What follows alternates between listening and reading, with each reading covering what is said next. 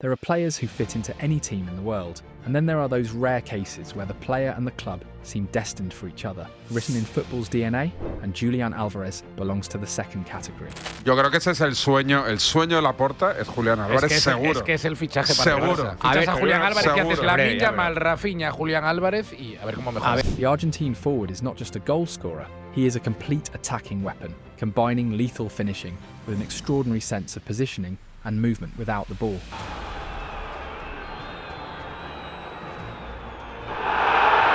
At only 25 years old, Alvarez already carries the pedigree of a true champion, a World Cup winner with Argentina.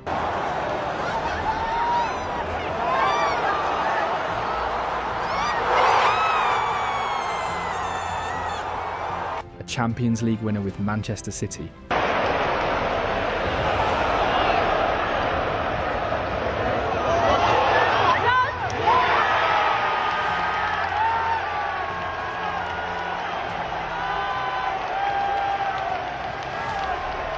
Copa Libertadores with River Plate. Balón para Álvarez. Allí está Alvarez. And two-time Premier League champion. Some free kicks. Foden and Alvarez straight for goal this time and straight into the top left-hand corner. His resume is terrifying, but what makes him truly unique is not just his titles, it's his adaptability and humility in every role he's asked to play. Even under Pep Guardiola, in a system that never fully trusted him, Alvarez produced numbers of elite level, 36 goals and 19 assists in 103 games, often starting from the bench. Cuando se quieren ir es porque no están felices aquí, y cuando no están felices aquí no pueden rendir a su máximo nivel, y aquí exigimos que rindan al máximo nivel. Tú no puedes en cualquier profesión levantarte por la mañana, hacer tú mejor con una gran sonrisa si tú te quieres ir. Luego lo que tienen que hacer es llegar a un acuerdo con el club, pero siempre lo he pensado. Si quieres estar porque te apetece estar aquí, si no, la vida de futbolista es muy corta. And when he left for Atletico de Madrid, in a team defined by defensive football under Diego Simeone, he still exploded with 33 goals and 9 assists, proving that not even a system designed to suffocate attacking play could slow him down. A ver, lo que está claro es que Julián es el mejor futbolista que tenemos. Necesitamos cuidarlo, necesitamos que esté muchos años acá en el Atlético de Madrid y para eso él nos tiene que ayudar y nosotros lo tenemos que ayudar a él para que pueda seguir siendo mejor aún de lo que es, y cada vez que es diferencial como le tocó hoy, nos ayuda muchísimo. That resilience, that ability to thrive in hostile tactical environments is what makes Julián Álvarez the dream striker for Barcelona. Y si tuvieras que elegir quién es tu ídolo en el fútbol actualmente, tu ídolo en el fútbol, tu jugador favorito, y tu equipo de que sos hincha, River, del Barça. Because Barcelona under Hansi Flick is the complete opposite, a team that lives to attack, that scored 174 goals last season, more than any other team in Europe. A team with the most creative teenager in the world, Lamine Yamal, already the top assist provider in global football.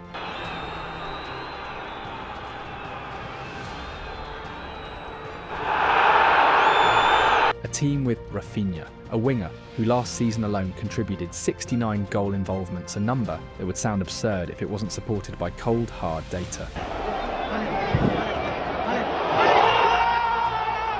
And above all, a team whose philosophy is built on attacking football, pressing high, dominating transitions, and overwhelming opponents. Now imagine what happens if you drop Julián Álvarez into this system. A striker with explosive pressing, who works tirelessly in defence, who never hides in big games.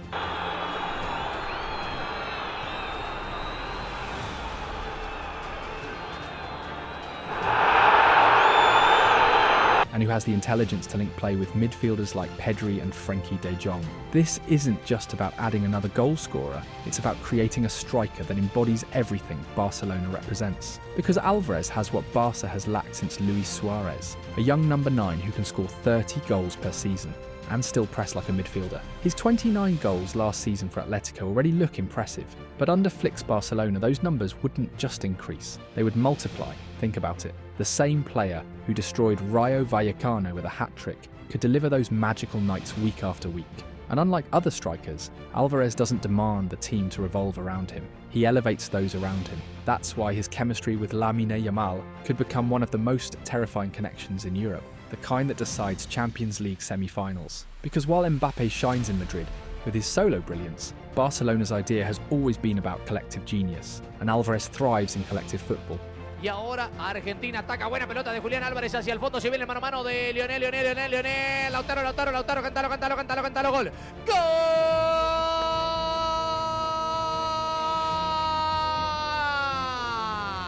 It is no coincidence that Laporta and Flick consider him a priority signing for 2026. They know that this is not just about replacing Lewandowski, it's about building the next dynasty around a striker who is entering his prime. And the scariest part, Alvarez is still improving. His intelligence grows with every game, his decision-making sharper, his finishing more clinical, his pressing more relentless. This is why Julián Álvarez is not just perfect for Barcelona, Barcelona is perfect for him. And if this transfer happens, the future will not just see him repeat those magical nights like the hat-trick against Rayo, it will see him redefine what it means to be a Barcelona striker.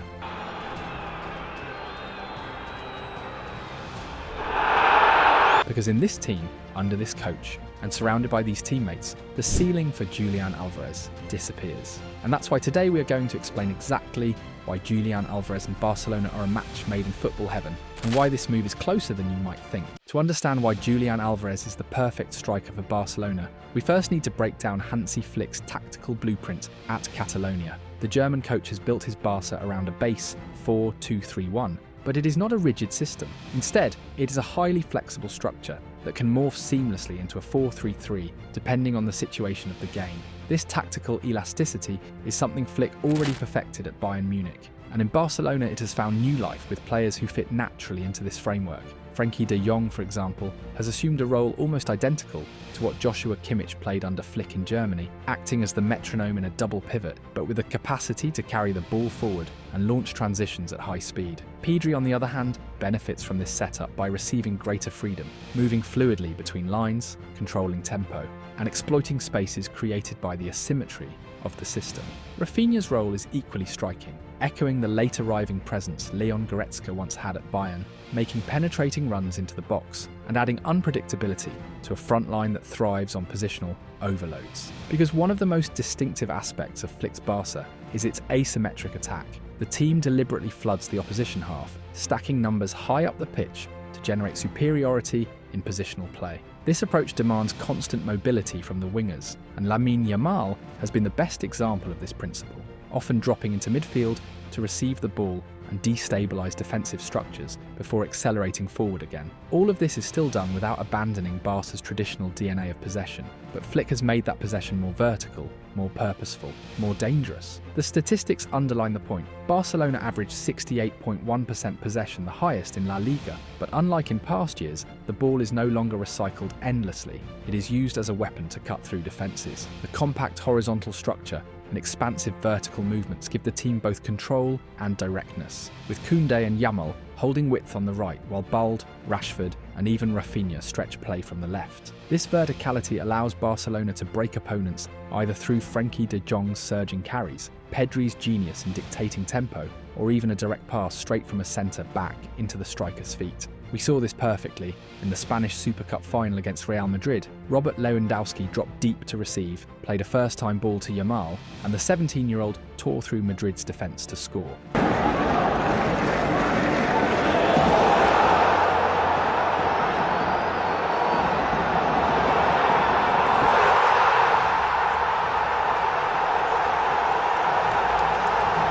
Now imagine those exact sequences, but with Julián Álvarez instead of Lewandowski, because unlike the Polish striker, Alvarez thrives when dropping between lines, linking play, and then spinning into space to finish moves with lethal precision.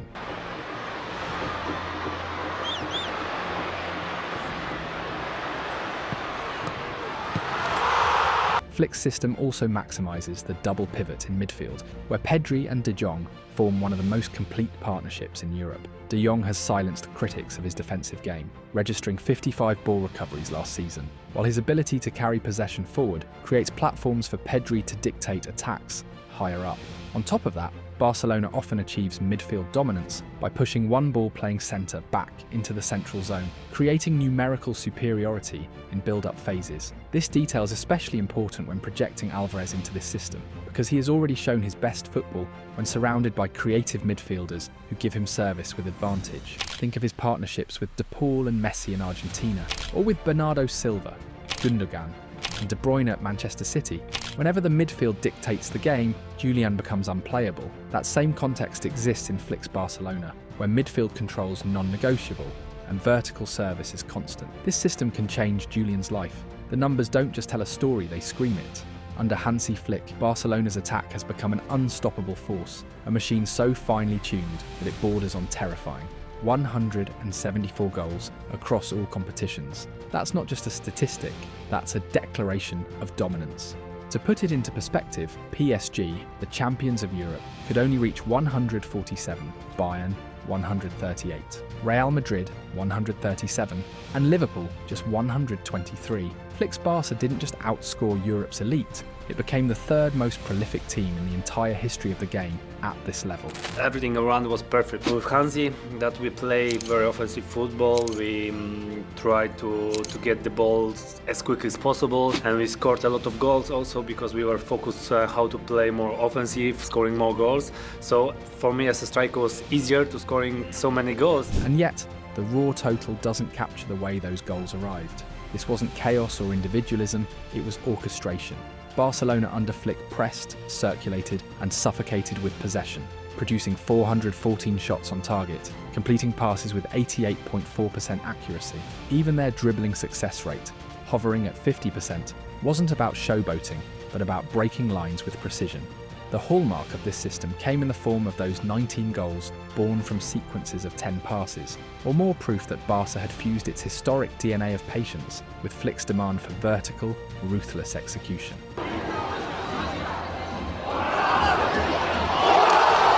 But perhaps the most revealing figure of all lies in what this efficiency produced in results. 44 victories, the highest number among Europe's top 5 leagues. Flick's Barca didn't just play well, it won relentlessly. It won by outscoring, by overwhelming, by turning every 90 minutes into a test of survival for its opponents. And this is where Julián Álvarez enters the picture, because out of those 174 goals, 114 came directly from the boots of Barcelona's forwards. For comparison, his Atlético de Madrid side, across the same league, only managed 68 goals as an entire squad. That contrast is brutal. At Atlético, Alvarez had to fight for scraps, often isolated, often creating his own chances in a conservative system. In Flick's Barcelona, by the sheer nature of the structure, he would live closer to the box, receive service more often, and be positioned in zones where his instinctive finishing could flourish. The conclusion writes itself. If Julián Álvarez can produce elite numbers in systems that limit him, imagine what happens when he's plugged into an attack that floods the penalty area with opportunities. In this Barcelona, his qualities wouldn't just shine, they would explode. And in that explosion, La Liga may witness the rise of its most complete striker. Julián Álvarez is not just a striker, he is a tactical chameleon. His greatest strength lies in his versatility, the ability to adapt to different systems and roles without ever losing efficiency. Whether he is deployed as a classic number 9, as a wide forward in a 4-3-3, or as part of a two-man strike partnership in a 3-4-3, Álvarez shows the same natural intelligence. He reads the game, adjusts his positioning, and delivers. This adaptability is not superficial, it's what makes him lethal. Unlike traditional poachers who live exclusively inside the box, Álvarez thrives both with space to run into and in crowded penalty areas, making him a nightmare for defenders.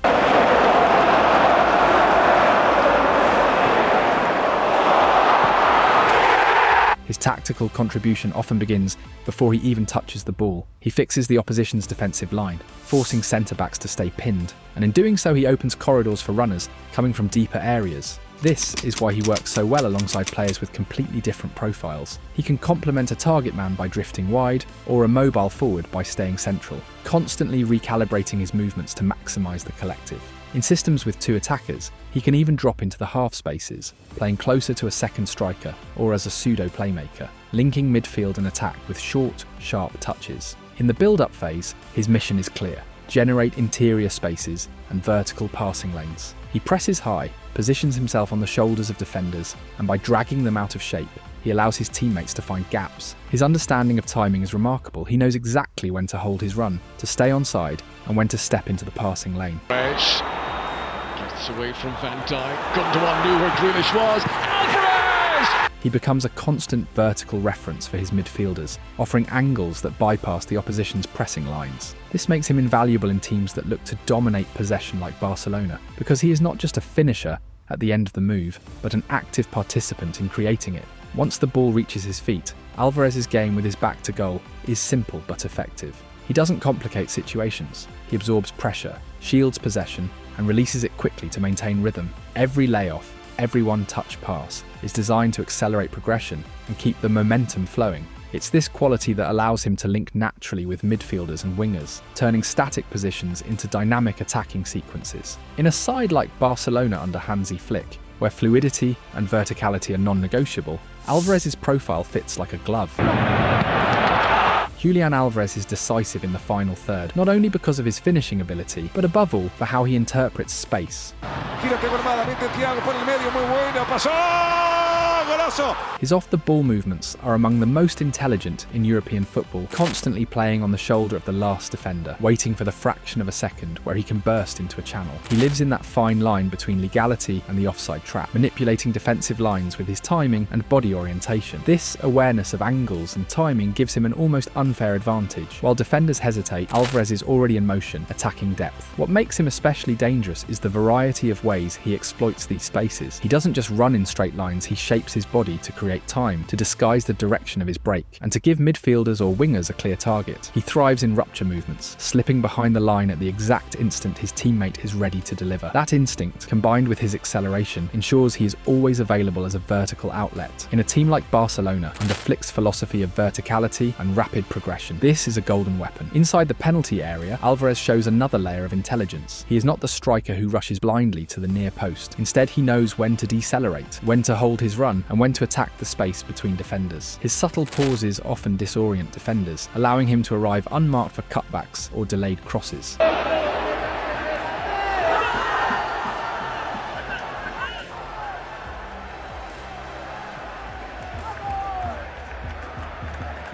Whether it's meeting a delivery at the near post, timing his jump for the far post, or positioning around the penalty spot, he consistently creates high-quality chances for himself. This mastery of space makes him the kind of forward who elevates Flick's asymmetric 4-2-3-1. With Rafinha and Yamal stretching defences, Pedri dictating tempo, and De Jong launching passes from deep, Alvarez becomes the perfect reference point. His movements not only generate scoring opportunities for himself, but they also open corridors for second-line arrivals from midfield. In essence, he sharpens the cutting edge of Flick's offensive machinery, a striker who doesn't just finish, but transforms space into a weapon. Aside from his goal-scoring ability and excellent one-on-one skills, Alvarez has a great understanding of the team game, allowing him to make good decisions in the final yards. This adds to his scoring prowess with a high assist statistic. Julián Álvarez is not a traditional forward who hugs the touchline and waits passively for the ball. His nature is associative. He constantly looks to be involved in the build-up, to link, to combine, to create. That makes him less suited to the static role of pinning the opposition full back, but far more dangerous in an interior role, drifting into central corridors once the width has been secured by the full backs. This dynamic already existed in his River Plate days under Marcelo Gallardo, where the automatisms were clear. The full backs stretched the field, and Alvarez, nominally starting wide, tucked inside to arrive close to goal and participate in the final action. This versatility also opens up fascinating rotations with Marcus Rashford. Both players are multifaceted enough to swap roles mid-match, confusing defensive structures. Imagine a sequence where Rashford pulls wide to drag his marker, while Alvarez sneaks into the left half space, ready to combine with Pedri or attack the penalty spot. This kind of interchange prevents Barcelona's attack from becoming predictable, adding layers of dynamism to Flick's positional play. His associative nature means he doesn't just wait for the ball, he actively engineers triangles and overloads. With Pedri orchestrating from midfield and Yamal attracting double coverage on the right, Alvarez becomes the connector who threads movements together. He can receive between lines, play the quick layoff, and immediately attack the space left behind. That's precisely how he scored for Atletico in the Champions League against Real Madrid, drifting in from wide, combining quickly, and then appearing at the decisive moment to finish.